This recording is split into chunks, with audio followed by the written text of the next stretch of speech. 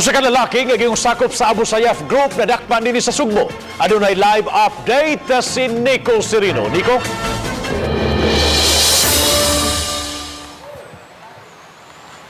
Yes, Bob, nadakpan sa kapulisan kini yung sakop sa Abu Sayyaf Group nga wanted sa kasong kidnapping. Pasado alas 11 kaganihang buntag nagbunga ang hiniusang kooperasyon sa lain-laing units sa kapulisan aron maaresto si Jimmy Igpit Marababol.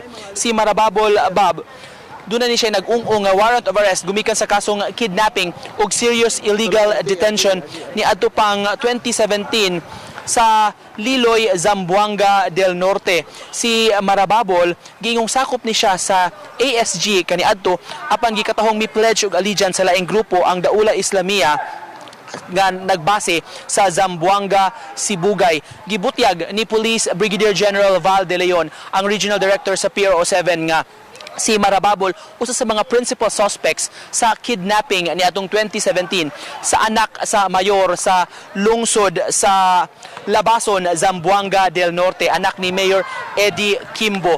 Kining anak sa mayor gidala ni siya sa Patikul, Sulo ug didto ni siya gihimong hostage sa iyang mga kidnappers nga nangayo sab og dako-dakong kantidad agi og ransom aron nga mabuhian kining si Kimbo. 2019 hingpit gyud nga na-release kining anak sa mayor apan nakabayad gyud ang pamilya og dako-dakong kantidad, uabot gani sa 13 milyones pesos ang ransom money nga gibayad nila sa grupo. Matod ni Police Lieutenant Colonel Arturo Brual Jr. sa Regional Intelligence Unit 7, kini si Marababol nagtago-tago ni siya dinhi sa Sugbo apan nalambigit ni siya sa laing negosyo dinhi sa Cebu.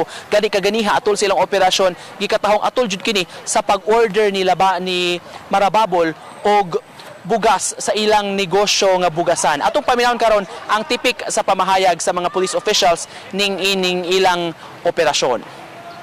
We are here to announce the arrest of Jimmy Igpit Marababol by virtue of warrant of arrest for violation of kidnapping and serious illegal detention. Actually, he has already legal possession of firearms, but when he bailed out, nagtago na po siya dito sa Cebu City. So, just to further cover his status as member of the Abu Sayyaf, ano siya dito as a trader.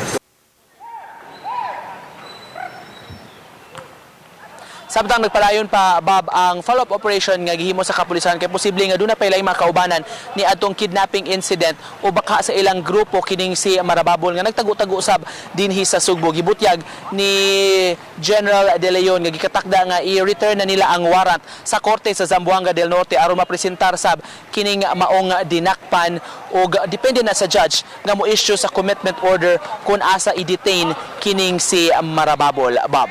Thank you so much, Nico Serino, sa imong live report.